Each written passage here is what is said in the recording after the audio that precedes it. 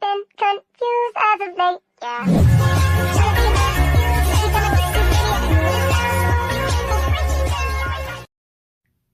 Welcome everyone to Cookie Run Odyssey Chapter 2 discussion, aka Cookie Run Among Us. That's right.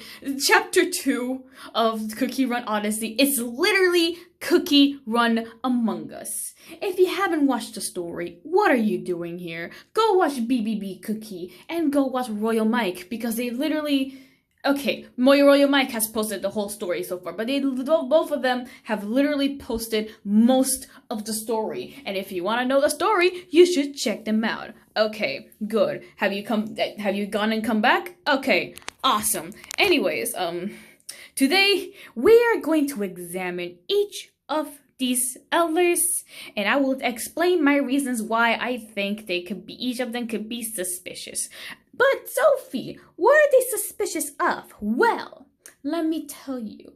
Okay, so when they get to the Cream Republic, they're attacked by this group of masked cookies that steal the soul jam. And Clotted Cream thinks this is very weird because like the masked cookies already their like attacks were like their planning was like if they already knew where they were headed and all the information they have, and the only people who know all of that are the elders. So yeah, Clotted Cream suggests that like the ones behind the attack want to steal the soul jams must be one of the elders or multiple of them. So yeah, again, we're gonna be reviewing each one of them. Let's start with Oyster Cookie. So, as far as I know, Oyster Cookie is a very rich lady who loves to collect things in the sea. She has her own little collection and everything.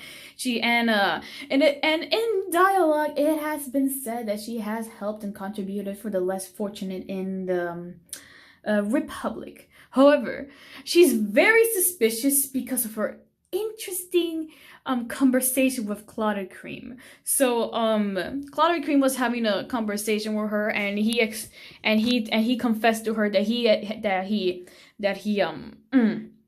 suspects one of the elders being behind the white cookie masked attack. However, her reply was very interesting and sussy.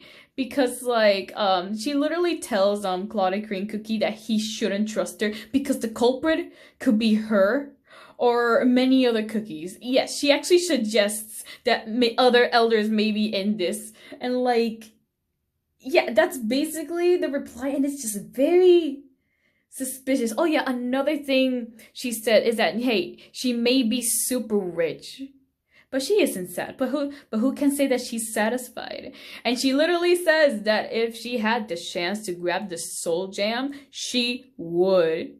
So yeah, incredibly sassy. Do not trust her. And yeah, this is why she's the top of the list, because like she's like the most obviously sassy out of them all. She's like the one that has been more upfront about it.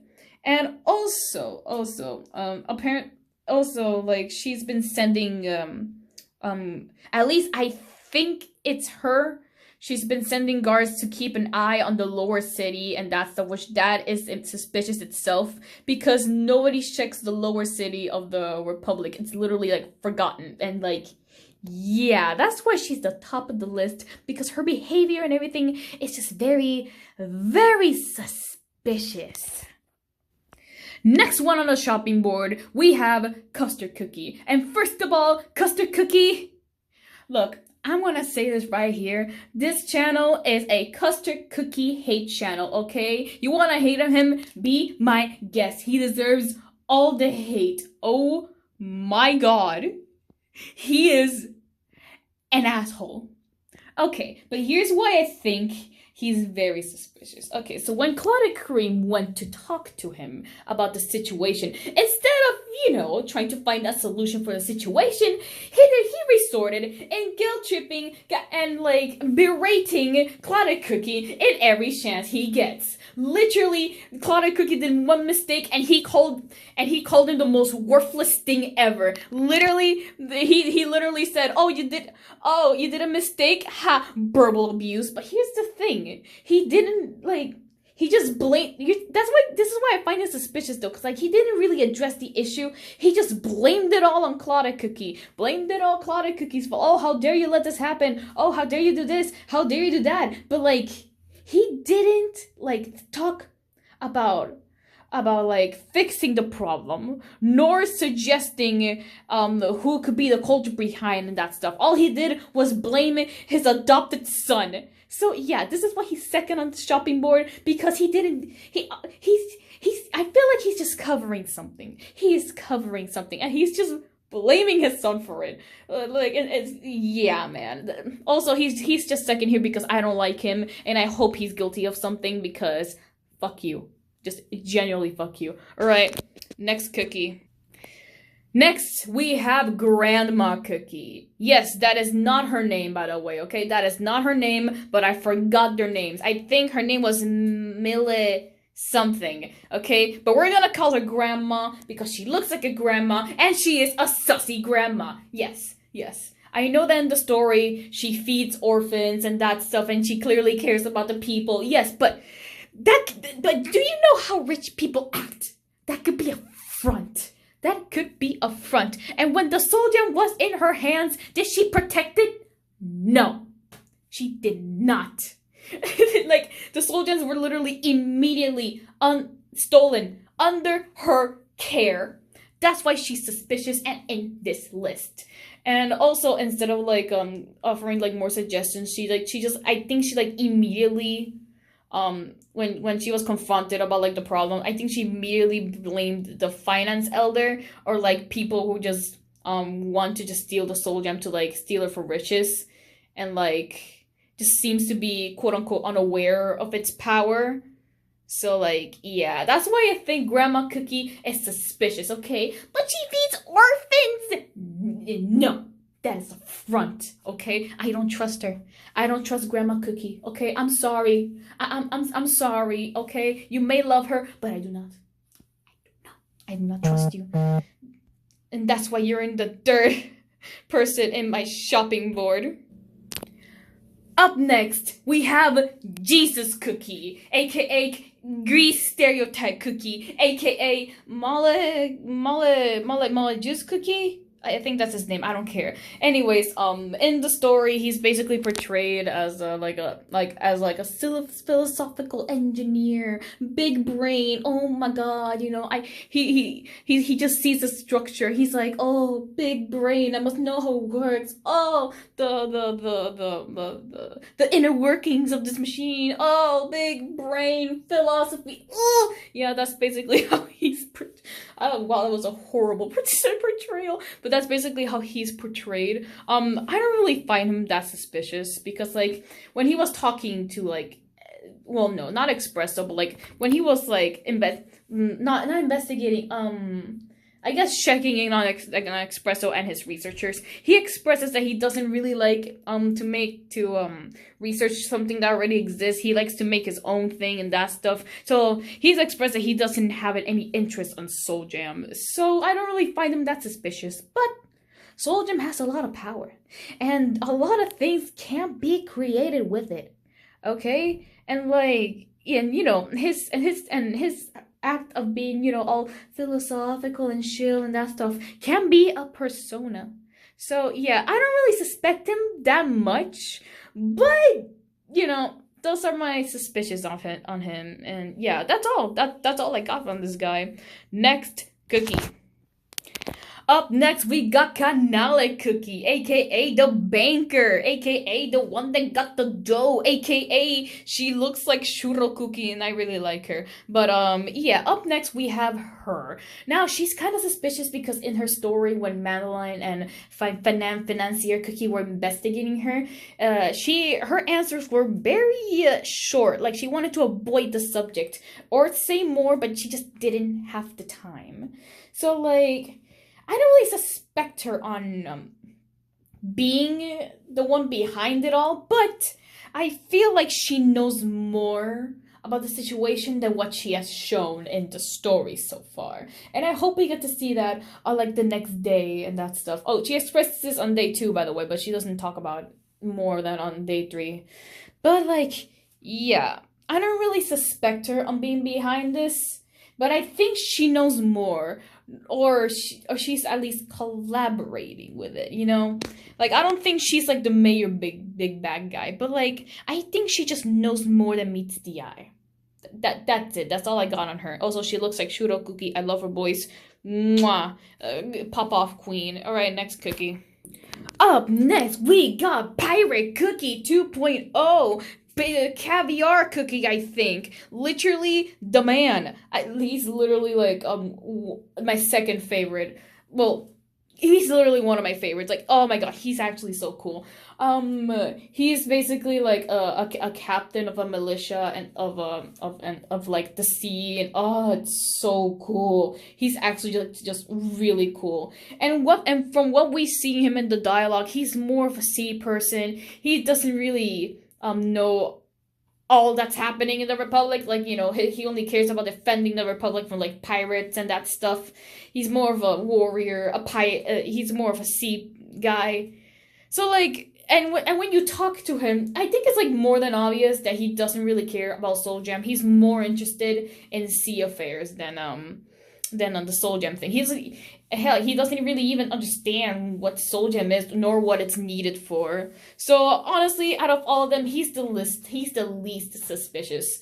And yeah, he also comes from the lower city, and he also finds it very suspicious that, like, guards are actually taking care of the city now. So, like, if he finds us this, I don't know. I think he's more on our side, that he's not. I'm pretty sure he is not involved with the scandal of stealing the Soul Gems whatsoever. So, like, out of all the elders, he's the least suspicious. Up next, we got Sable Cookie. I think that's how you call her name, aka Art Major Cookie, aka. No, that's it. She's like the artistic major cookie. And yeah, I don't really find her suspicious because literally in all our interactions with her, she only cares about her art and her works. And I don't blame you, bestie. I don't blame you. Me too. Me too. But, like, yeah, she's more focused on, like, the artistry and, like, the art she is currently creating, her shows, her things, and that stuff. She's just much more focused on art than with the Soul Jams. I think the only thing she'd be interested in the Soul Jams is how she could, like, use them for fashion or paint them or that stuff. But yeah, she's also the least suspicious cookie as of the bunch. So yeah, and up next are two next candidates. I apologize for that horrible segue. But up next we have Bocken Cookie. This guy. First of all, props to Dev Sisters. Like, they're oh my god, what's it called? Their disabled representation. Awesome, dude. Like, honestly, damn, I really like this guy's design. Anyways, this is Bocken Cookie. When you talk to him, it's revealed that like he's a healer cookie. He goes to the lower part of the Republic to heal the cookies and that stuff. And he laments that he laments that, like, he expresses that he's actually jealous, envious of the ancients because they have, like, you know, perfect dough, they're never soggy and that stuff. Meanwhile, compared to him, he's always been, like, a more weaker person, more sickly and that stuff. And oh my god, the reason why he has a mask and is in a wheelchair is because of that Soul Gem incident that happened and affected him so much and literally crippled him. And, like, oof. He even says despite knowing healing magic and that stuff, he isn't able to heal himself. Oh my god. I'm sorry, but like out of all the elders, I find this one more interesting because of the backstory and such. But like he's actually pretty suspicious because again, he will want the soul gem to be able to heal himself and use this power for that type of stuff. So like I'm pretty sure that if he had this chance, which he does, he says in the story that he doesn't have a chance, but he does. He will use the soul gem for that, or some other alternative purpose he has. But he understands just the power of the soul gem, and I'm pretty sure he is somehow involved with this. Also, out of all the elders, he's the one wearing a mask. Granted, it's because he said that it's incredibly scarred, and I'm not gonna question that because but like it's a white mask, and that itself is pretty suspicious. But like, yeah, he isn't that high on the list, but he is pretty suspicious himself. And overall, I also really like his design. Props to Dev Sisters again for the Sable rep. And yeah, onto our last subject. Huh? Clotted cream? Yeah, I'm pretty. Have you all forgotten that he's also part of the council? Yeah, so he's I'm including him on the list because he may still do a switcheroony and that stuff, but I honestly don't think he's suspicious at all. But then again, there has been many stories where the people who start the investigation are actually the ones who are also planning everything too. But yeah, from what we've seen from him so far, I don't think he's actually part of it. But he has that 2% connivingness. Just saying that hasn't gotten away. Just saying. He just a bit sus, but I don't think he is behind the whole scheme of stealing soul gem and that stuff. But he's still a bit sus. Also, I owe him an apology. Oh my god, your father sucks. I am so sorry for you. Like, I am so sorry for you, man. Damn, bro. Damn, I would give you a hug if you were real, man. Please accept my apology. Damn. And that's it. That is the cookie run discussion of the sussy elders. Do you agree with me who I think is suspicious, or do you disagree? Go leave in the comments. And again, well, not again, but let me point this out. Hey, be respectful in the comments, okay? Don't go insulting one another, alright? Awesome. Anyways, yeah, this has been the video about discussing the the sussy as hell elders. And yeah, that's it. Thank you for watching. Goodbye.